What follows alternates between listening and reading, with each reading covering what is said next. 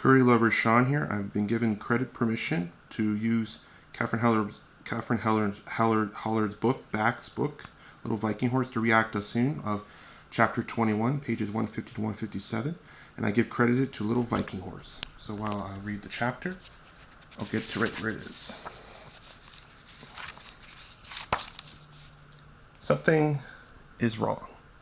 A light between whipped up the leaves as Fleeka and Roger set off the next day. Fleeka's ears worked overtime, trying to work it. It was just the bushes between slapped about by the wind, or a horse-eating monster out to get him. Before front horse and back horse meant he had to keep an eye on everything, and he wished Hercules was with him to help him overlook duties. Fleeka was ready for stiff self-dog antics at this time thought. So when he was launched her attack, he didn't run until her yelping and something pricked his deep instinct passed on from mother to foal for generations. Wolf, he told him, run, run, run. Easy, Roger said as Fleeka jogged, a little fighting the urge to flee. It's just the stupid dog. When Roger turned him left at the front fork of the bridgeway, Fleeka immediately knew where this path would even lead. He had not been on before. Instantly he knew he was on the way home, back to Hercules. Fleeka jogged. Roger tightened the reins. Easy, boy, he said. Fleeka slowed, trying hard to do what Roger wanted him, but it was difficult to concentrate on the boy, as he could think all about was getting home. Fleeka quickened his pace again. Steady, boy, Roger tightened the rein. Why can't we just go, Fleeka thought, and he started to run.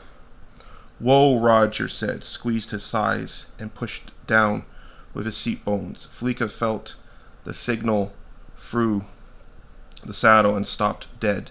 He stood his nose above in frustration. He waited for a moment, but the excitement of getting back to Hercules was too much for him to contain, and he started forward. No, Roger raised his voice and pulled hard on the reins. Fleeka tossed his head and stamped. Why stop? Let's go home.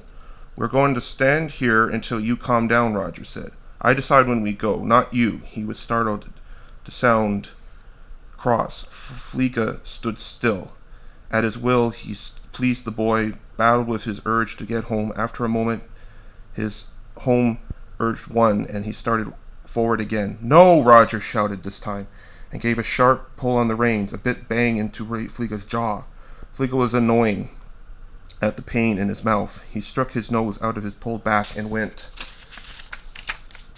forward several steps, gradually speeding up. Roger shortened one rein and pulled Fleeka's head around. You are not bolting for home, he said with a shake, his voice driving away his fear. Fleeka went around to a tight circle until finally he stood.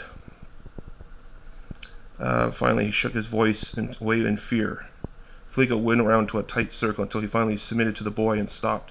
This is unfair, thought Fleeka, tossed his head. His eyeballs went rowing inside their sockets, showing their white flashes when suddenly hidden behind the big brown eyes. Not even his turn to the cross with the boy who couldn't let him go into his herd. Fleeka looked wild. Now his temper rose to match it. He couldn't even sense Roger's muscles tense and rapid breathing that told him the boy was afraid. What was frightening the boy? Fleeka snorted nervously and shook his head against the restraining reins. As he waited for the signal to go, Fleeka's heart pumped faster. The urge to run was getting stronger. His legs trembled with anticipation. Finally, Roger released the reins and squeezed his lower legs. Fleeka sprang forward. The panic went energy into one blast. It wasn't thinking about what gait to speed the boy had for, as he couldn't think about it was getting home where he could feel safe. His hoofs drummed on the dry earth, and branches whipped past the head at such a speed that he didn't even notice as some bashed into the face and he crawled into his mane. He ignored the yelps from Roger as he blasted through the lower branches. He was going home.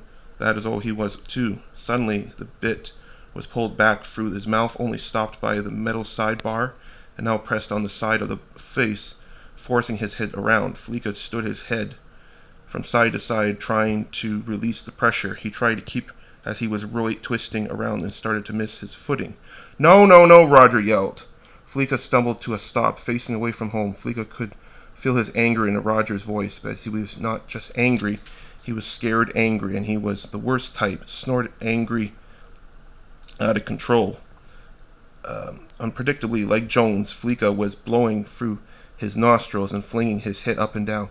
You can not run home, Roger shouted. Then he jabbed his heel into Fleeka's side, and his voice deepened and rasped as he shouted that again. Right, you want to gallop? You can gallop this way. Fleeka was confused. What now? He didn't understand this lesson.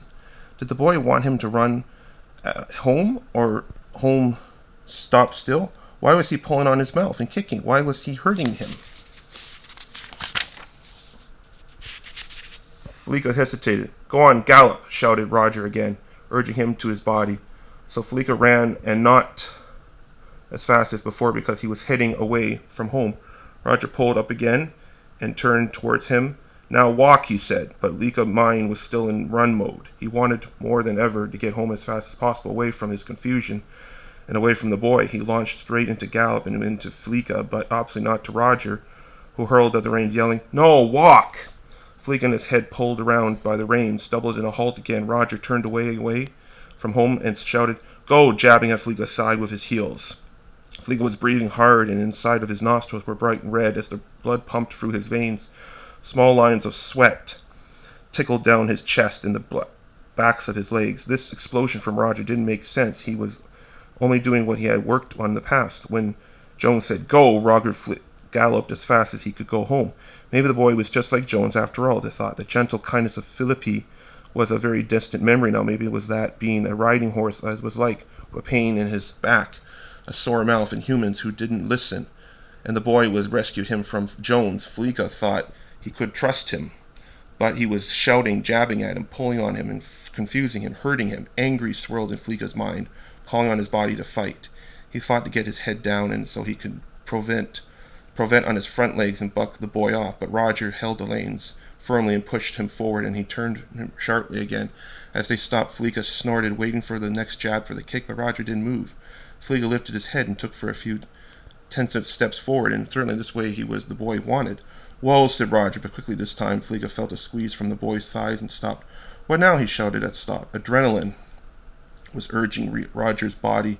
His mind was fuzzy, and the sounds around him grew until he could not hear it, bear it. If he couldn't move so he would explode. Then just a moment Fleeka could hold himself no longer as the boy let out a huge breath, and if he had been holding on to this whole time, Fleeka felt Roger's tense release, and almost without thinking forward his head and snorted away at some of his own tension too.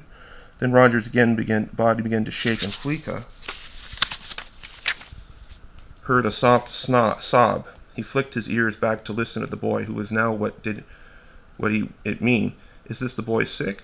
I'm sorry, Fleeka, Roger said, listening forward and wrapping his arms around Fleeka's neck. I lost my temper. Roger led forward from Fleeka's back and stood front of him. Fleeka felt better. Now he could see the boy. Roger whipped some tears from his face. Maybe I can do it. I can't do this after all, he said. Mom said you should never lose your temper with a horse, Mom said. His voice choked up as much more tears leaked from his ears and trickled down his cheeks. I'm sorry, he whispered. It's not like Jones after all, thought Fleeka, his own energy dropping to meet Roger. It's just a boy, a young colt who's still learning. Fleeka reached out, whose name was nuzzled Roger's hands with his lips. Roger smiled. You're not a bad horse. I know you're not, he said. I know you are. I know that too, thought Fleeka, and snorted in the boy's face. Roger laughed and to spit up his tears.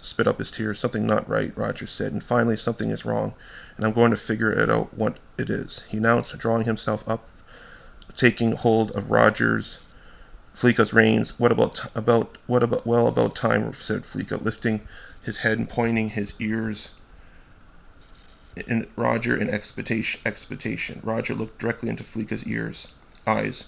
We're going to start from the beginning, he said. You and me. Fleeka liked the calm boy much better than the angry one. He made him to be with him. He tucked his head in behind Roger, his nose particularly touching his boy's back, as they turned and walked for home. The end. And that's for so far, I give credit to Little Viking Horse. Hope you enjoy.